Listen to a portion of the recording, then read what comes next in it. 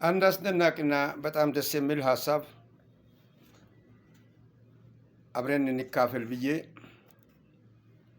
ዛሬ ግል ጊዜን መስዋዕት አድርጌ እናንተን ላስደስታችሁ ልታስቡበትና እንድታውቁ ይዤ መጥቻለሁ። ወንድሞቼ ብዙ ነገር አሳልፈናል። ብዙ ነገር አይተናል። በብዙ ሁኔታዎች ውስጥ አልፈናል። ወደፊት የሚጠብቀንም ነው። በአንድ ሰው ህይወት ዘመን ሳይሆን የመጨረሻው ዘመን እስኪመጣ ድረስ ተከታታይ ሆኖ የሚኖር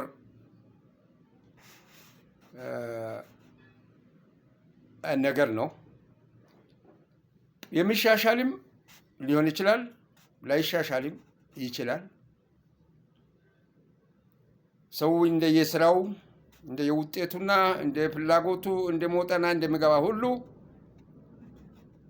ከዘመን ወደ ዘመን እየተሸጋገረ የሚሄድ አይነት ልበወለድ ታሪክ ነው ዛሬ ከእናንተ ጋር የምነጋገረው፣ ለእናንተ ለማቅረብ የሚፈለግኩት።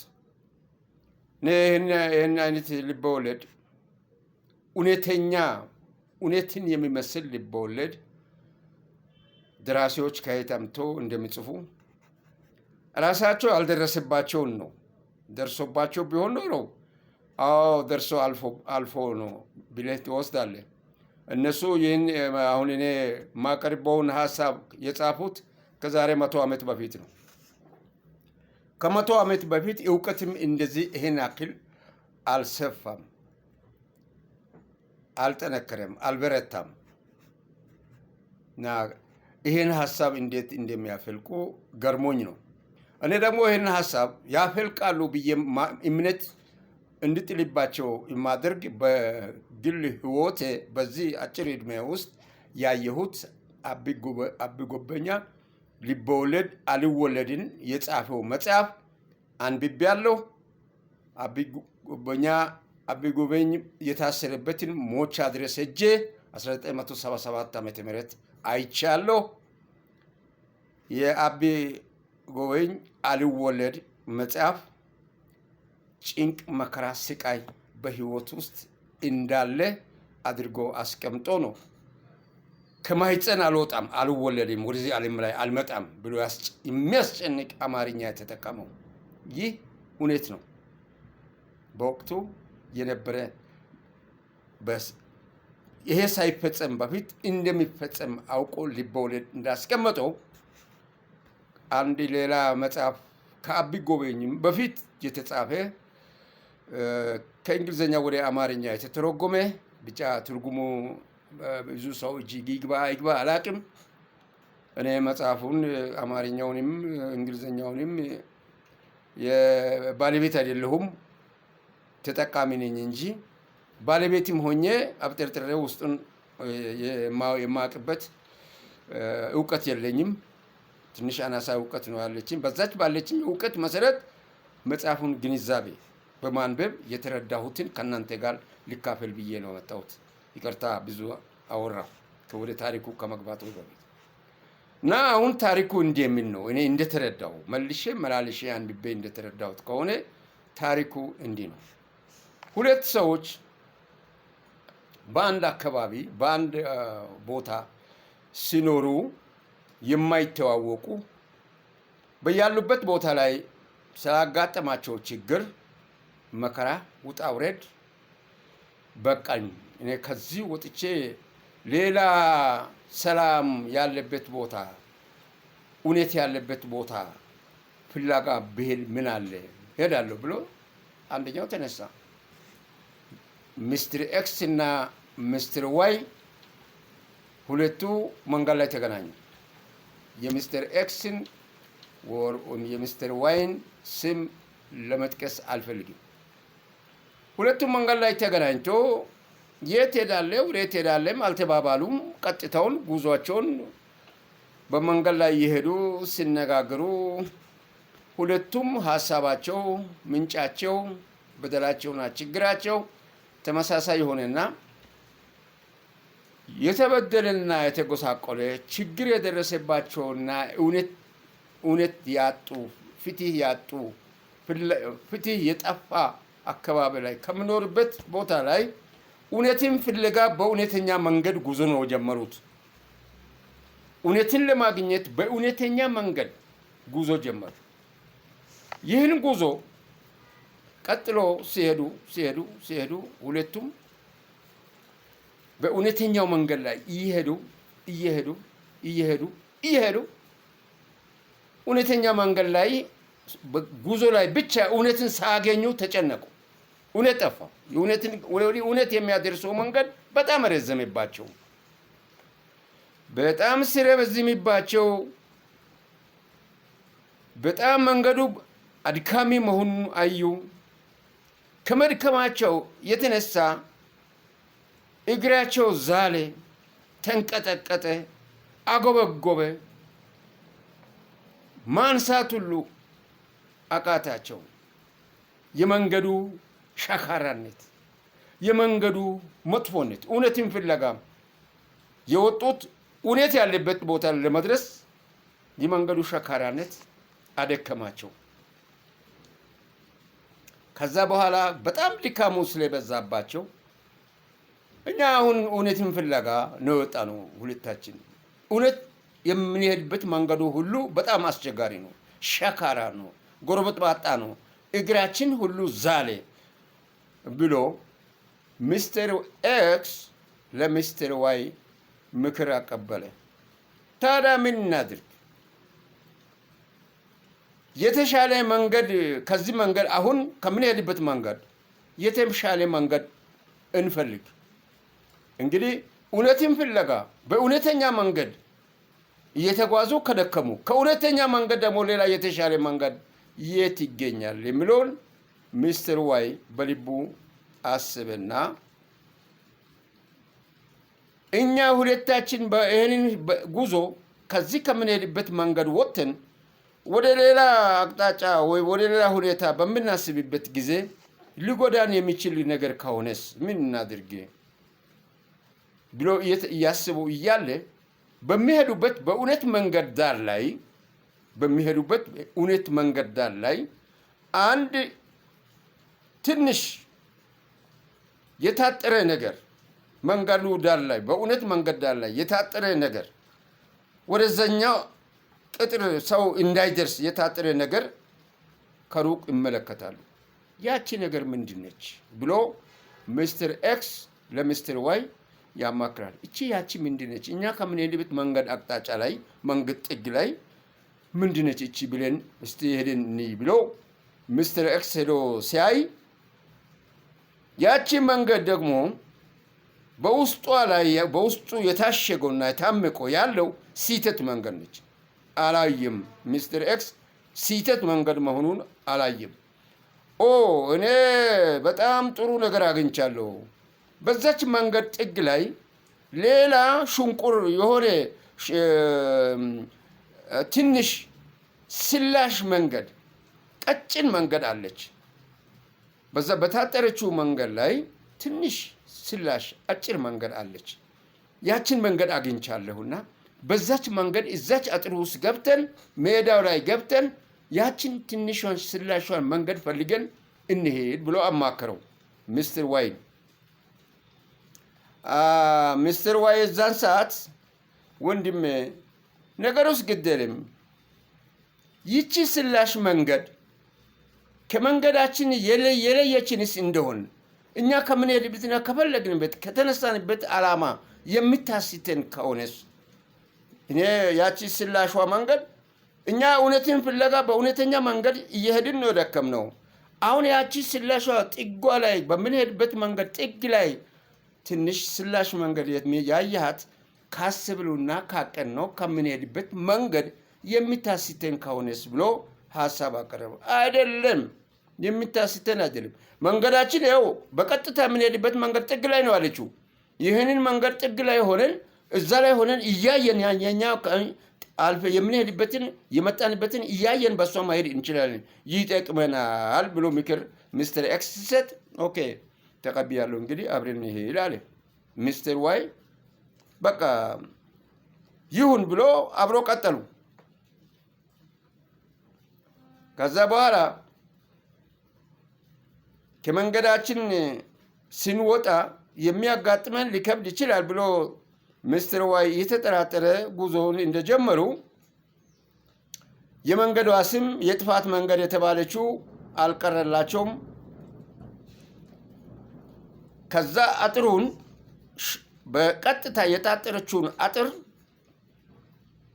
ሰብሮ ባለቤቱ ለካስ ያቺ መሬት ላይ ወደ መሬቱ ወደ ሜዳው ላይ የሚገባ ሰነፍ ደካማ ጥፋተኛ ስለሆነ እንዳይገቡ ነው ታጠረው እነሱ አጥሯን ዘሎ ገብቶ መንገዷን አገኙዋችን ስላሿን መንገድ አገኙና በመንገዷ እየተጓዙ ይሄዱ ሳለ ከፊታቸው ሌላ ከነሱ ቀድሞ ያችን ሾልኮ የገባ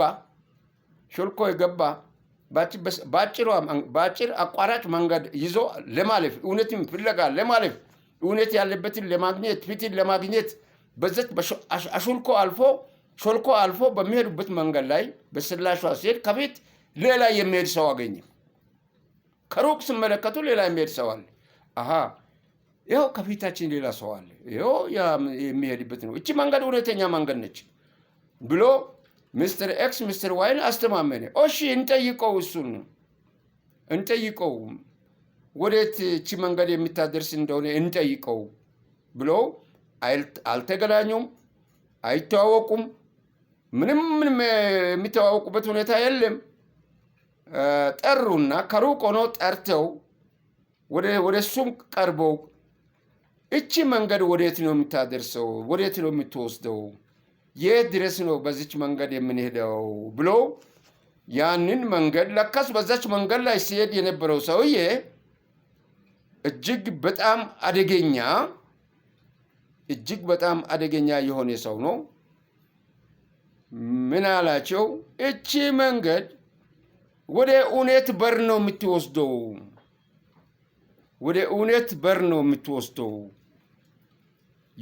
የሚደርሱት ወደ እውነት በር ነው የምታገኙትን እውነት በር ነው ወደ እውነት በር ነው የምታደርሰው ብሎ ምክር ይሰጣል ያን ምክር የሚሰጠው ከንቱ መተማመን የሚባል ሰው ነው ከንቱ ሰው ነው ከፊት የሚሄድ ያለው ከንቱ ሰው ነው አጥሩን ዘሎ አልፎ የገባው ሰነፍ ከንቱ ሰው ነበር አላወቁም እነሱ ወደ እውነት መንገድ የምትወስደው መንገድ እቺ ነች ብሎ ነገራቸው ከዛ አሃ እኔ አላልኩም እኔ ላንተ ነግሬሃለሁ ኮአለ ሚስተር ኤክስ ለሚስተር ዋይ እቺ እውነት መንገድ ብትሆን ነው እንደዚህ የሆነችውና እንደዚህ የታጠረችው ሰው በእውነት መንገድ እንዳይሄድ ብሎ ነው አጥሮ አስቀመጧትና በቃ አግኝተናል አሁን እንቀጥል ተባባሉና መንገዷን ሲቀጥሉ አየኸውን በቅን መንገድ አሁን ነው ገና የገባ ነው እውነትን ለመፈለግ ቅን መንገድ ያገኘነው አሁን ነው ያ እውነትን ለማግኘት በእውነተኛ መንገድ ስንሄድ የነበረው አልጠቀመን አደከመን እድሜያችንን ጉዞ እያደረግን ጨረስን አሁን ይኸው ባጭር በዚች በሾላካ መንገድ ውስጥ ገባን ሸካራ መንገዱን አለፍን በዚች መንገድ አሁን እውነትን በር ለመድረስ ወደ እውነት በር ለመድረስ መቀጠል እንችላለን ብሎ ያኛው አጅሬ ሆዬ ከንቱ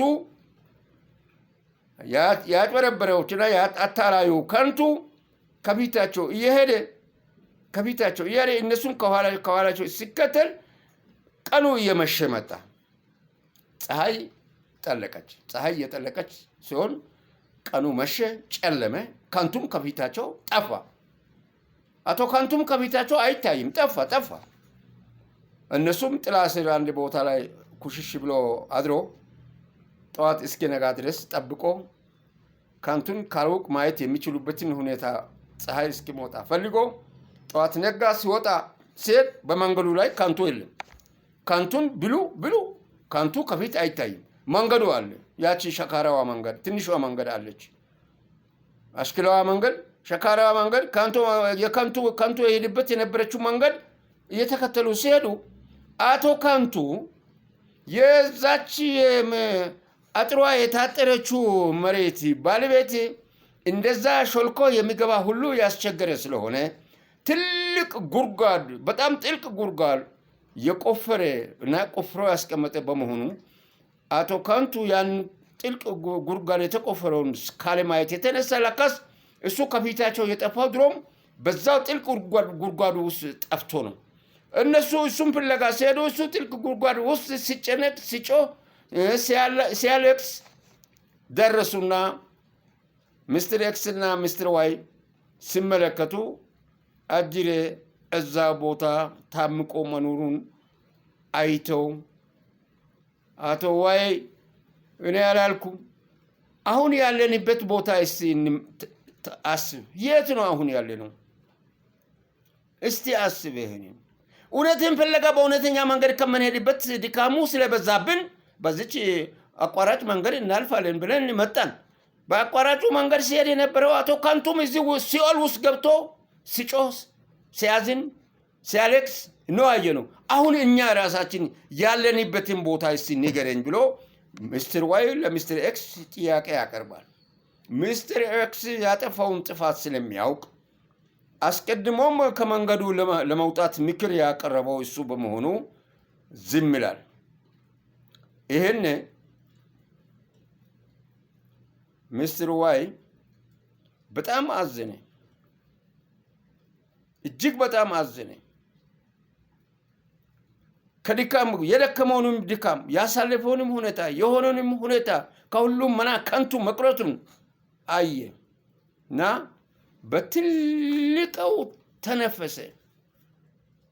በትልቁ ተነፈሰ። እንግዲህ መጥፊያ እዚህ ደርሷል። ወዴት ነው የሚሄደው? አሁን ምንድን ነው የምንሆነው? አጥሩን ዞ እንደገና ሾልከን ለማውጣት የሰውየው ይዞን አሁንም እዛ ጉድጓድ ውስጥ ይከተናል። ምን እንሁን? ምን ሊሁን ብሎ አዘነ ሚስተር ዋይ።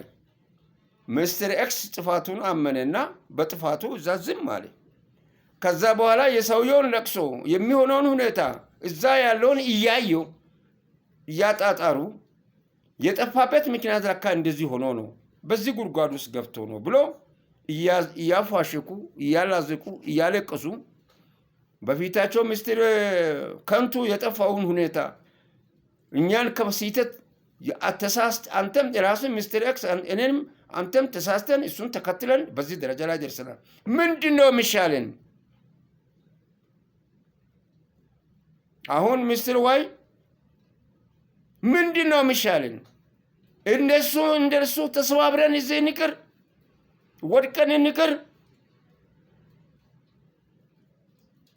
አማራጩ ምንድን ነው ብሎ ሀሳብ አቀረበ። የዛን ጊዜ ሚስተር ዋይ ወዳጁ ክርስቲያንን ወዳጁ ሚስተር ኤክስን ወዴት ነው አሁን ያለ ነው? አስብ።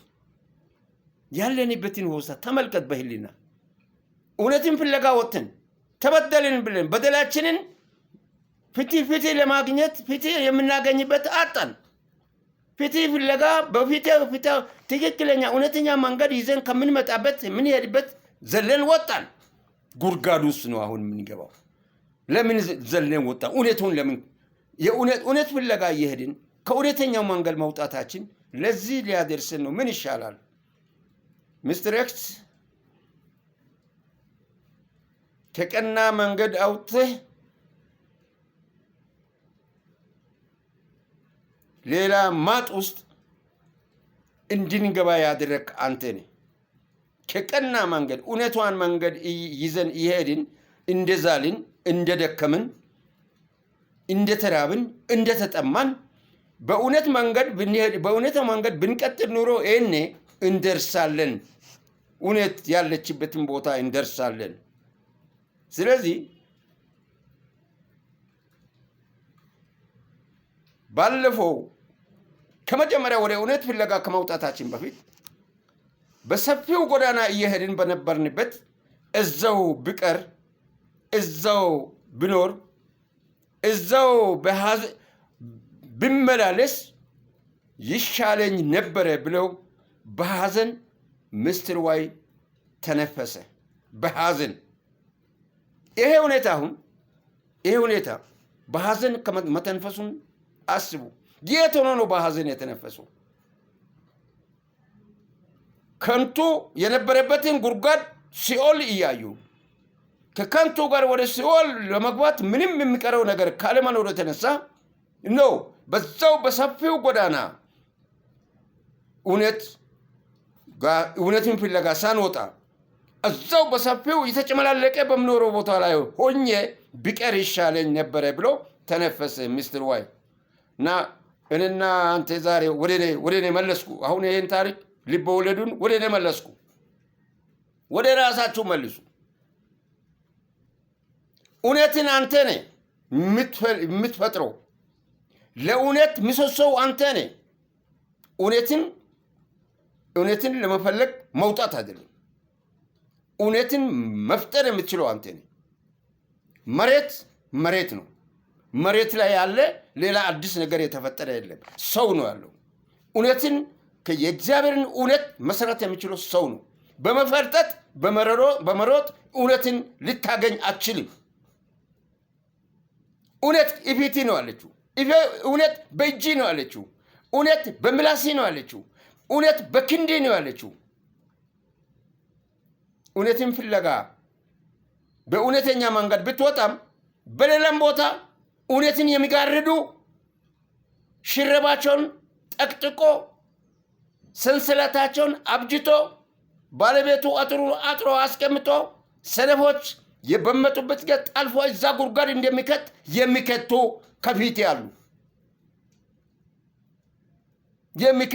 ከፊት ያሉ እውነትን የሚያደበዝዙ ከፊት ያሉ። ስለዚህ እውነት አንተ ጋር ነው አለችው። እውነትን አንተ ነህ ጨምድደህ ማፍረጥ ያለብኝ። አንድ ታሪክ ልንገራችሁ። በዚህ ላይ ይሄ ልብ ወለድ ነው አሁን የተናገርኩት፣ የልብ እውነት ነው አሁን ደግሞ የምናገረው። አንድ የሆነ ጉባኤ ላይ አንዱ ሰውዬ ድንብጥ ወፍ በእጁ ይዞ ነው የገባው። ጉባኤውን የሚመራ ነው። ድንብጧን ወፍ አፏን ብቻ አይኗንና አፏን ብቻ አሳይቶ ሌላ ሰውነቷን በማህረብ እንዳትታይ አድርጓታል። እና ከፍ አድርጎ በህዝቡ ፊት እጁን ከፍ አድርጎ እቺ ወፍ በህይወት አለች ሞታለች ብሎ ጠየቀ ህዝቡን፣ ጉባኤውን። እውነተኛ ታሪክ ነው ይሄ። 1981 ዓመተ ምህረት ነው። 1981 ኢህአዴግ ኢትዮጵያን ከመቆጣጠሩ በፊት ነው። እቺ ወፍ ህይወት አላት ህይወት የላትም ብሎ ሲያሳይ ከጉባኤው መካከል ላይ አንዱ ብድግ አለና አይ እቺ ወፍ ባንተ እጅ ነው ያለው ህይወቷ፣ የዚች ወፍ ህይወት ባንተ እጅ ነው ያለው። እኛ በህይወት አለች ብንል ጨምድድ አድርጌ ወፏን ገለችው ሞታለች ልትለን ነው እኮ። እኛ ደግሞ ሞታለች ብንል እቺውና አልሞተችም ብለ እንድትበር ልትለቅብን ነው እንደ። ስለዚህ ሞተችም በህይወትም አለች ባንተ እጅ ነው ያለችው የሷ ታሪክ። እኛ ስለዚች ታሪክ የምንወስነው ነገር አይደለም አለ። ልብ አድርጉ። ጥያቄውም ከባድ ነው። የመለሰው መልስ የገጠር ገበሬ ማህበር ሊቀመንበር ነው የመለሳት ይችን መልስ። ሌላ ሁሉ ተጨንቆ ነበረ መልሱን ለመስጠት። ባንተ እጅ ነው ያለው የዚች ወፍ ነፍስ ባንተ እጅ ነው ያለችው፣ የወፏ ነፍስ ባንተ እጅ ነው ያለው ብሎ ነው የተናገረው። ከዛ ማንም ምንም አላለም። ሁሉም ዝም ጭጭ። ከ100 በላይ ጉባኤ አዳራሽ የሞላው ጭጭ ነው ያለው። ውሸት ተናጋሪውም፣ ሌባውም፣ አጭበርባሪውም፣ አስመሳዩም ጭጭ ነው ያለው። ወንድም እንግዲህ ዛሬ እኔ መንገድ ላይ ሆኜ ነው ይሄን የምናገረው። ያየሁትን ነው። አሁን ልብ ወለዱ ታሪኩንም ያነበብኩት ነው። መጽሐፉን በእጄ ነው ተረድቼ ነው ምሳሌውን ያቀረብኩት። ሚስተር ኤክስ እና ሚስተር ዋይን ታሪክ ያስቀመጥኩት ካነበብኩትና ከተረዳሁት ተነስቼ ነው። ጉድጓድ ውስጥ ነው የገባው ይሄ አመፀኛው ተንኮለኛው ጉድጓድ ውስጥ ነው ገብቶ የእውነት መንገድ ይሄ መንገድ ወደ እውነት የሚታደርስ መንገድ ነች ብሎ ሐሰት የተናገረው ጉድጓድ ነው ገባው። ይሄንን እንግዲህ ከኔ አቅም በላይ እንዳይሆን ትርጉሙንም ሳታዛቡ የልብ ወለድ ታሪክ ነው ብዬ ነው ያስቀመጥኩት። ልብ ወለዱ እውነት ነው እውነት አይደለም ማመዛዘን የእናንተ ድርሻ ነው። እኔ ደግሞ እውነት ያየሁትንና በጉባኤው ላይ ተሳትፌ የሰማኋትን የወፏን ህይወት የጨበጠው ሰውዬ በሚጠየቅበት ጊዜ ሞታለች ብል ሊለቃት እንደገና አለች በህይወት ስር ጨምድዶ ሊገላት ያስበውን ያክል አቅዶ የገባውን ያክል እውነትን በእጃችሁ ይዛችሁ እውነትን ጨብጣችሁ የእውነትን መሞትና የእውነትን መፈርጠም ማደግ ማስፈጸም የምትችል አንተ ነህ፣ እኔ ነኝ። አመሰግናለሁ። ቻው።